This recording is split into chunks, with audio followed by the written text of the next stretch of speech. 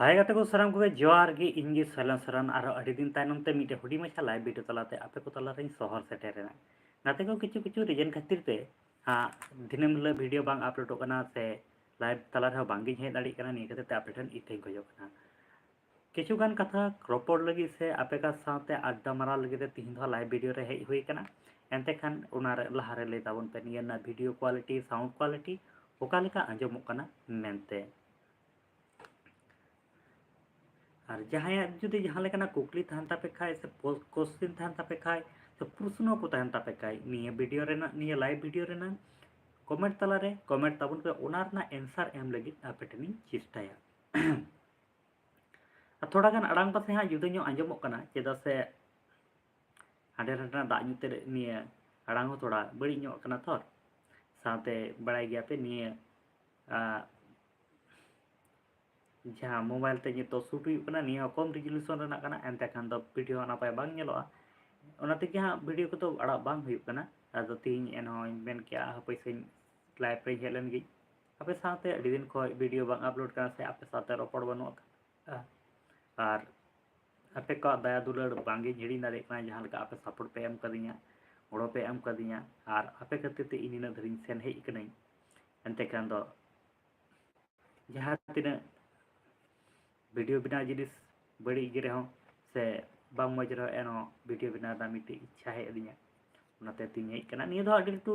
Live video दो बांग हुई पासे आपे साथे रोपड़ हुई दाड़िया बांग हुई दाड़िया निया ना कोई बड़ाय बनु अका मेनकान इन दो लाइव वीडियो बिना कते अड़ा ए कना और जुदी आपे जहाँ लेकना आपे कुकली तहन तापे खाय कमेंट बॉक्स रे पे कमेंट का इन ओना रना रिप्लाई रे चेष्टाया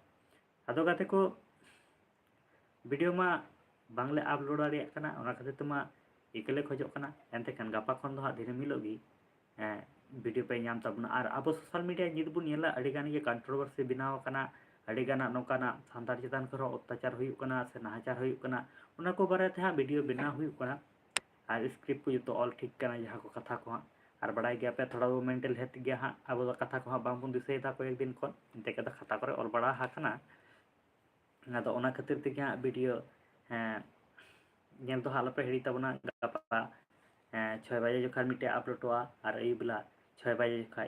और तलारे निया 6 खय 6 बजे तलारे कटी कटी हुडी हुडी मच्छा शॉर्ट वीडियो तलाते आपे बड़ा चुपिए जोका वीडियो का 3 जोखा अपलोड कना मेनकान ओना नेल हा आलो पे हिड़ी तबन मा और ओना वीडियो फुल वीडियो रे सपोर्ट एमा आपे गड़ो पे मा सेदाय लेका एंते कान आले हो थोड़ा मोटिवेशन ले ᱧᱟᱢᱟ और मिटे कथा दो नौका कना नित धरे आले सैलन सरेन यूट्यूब चैनल हा बांग पे सब्सक्राइब करके तो सब्सक्राइब तबन पे नौका गे नवा संताड़ी अपडेट वीडियो नाम लगी ते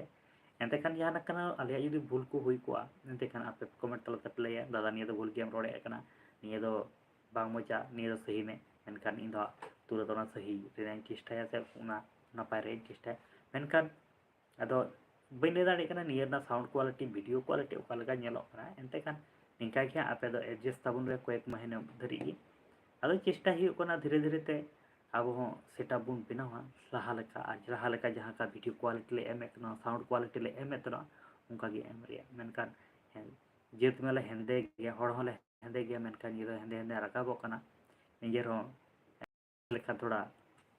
वीडियो को ला जाओ इको कना सेदा चौक चौक आनी तो हेंदे गे एंते कान दो एडजस्ट ताबन पे और मा नेल तेगे 5 मिनट हुईना अड़ी लटू हाँ लाइव वीडियो रे बाले हजुआ आदो आपे गड़ो सपोर्ट एम आलो पे हिड़ीमा आदो गाते को दिशा दोहे ताबन पे गापा कौन डेली दिनम हिलो से वीडियो अपलोडोआ जहाँ तिना अब सोशल मीडिया रे वायरल आकान न्यूज़ को सानतार चेतान रे अत्याचार को हुयुग कान से निजेर ओपिनियन कथा ले एमा और ओना रे आपे अपनार मतामत कमेंट तला रे एम आलो पे हिड़ीया निया गी आपटे आस थान कना और आपे गड़ो सपोर्ट खातिर ते आले हो इन संग ले हेना और अड़ी गान बांग रोड काते गी नेल नेलते 5 मिनट हुईना लाइव वीडियो मा तले नापा जतान ताबन पे और वीडियो नेल दा आलो पे हिड़ीया नित धरे आले सैलन सरेन यूट्यूब चैनल बांग पे सब्सक्राइब का तो सब्सक्राइब ताबन पे वीडियो लतारे कमेंट ताबन पे जाते आले वीडियो बिना ना मोटिवेशन ले ᱧᱟᱢ मा तले सनागो की सगुन निदे नापाय ताबन पे।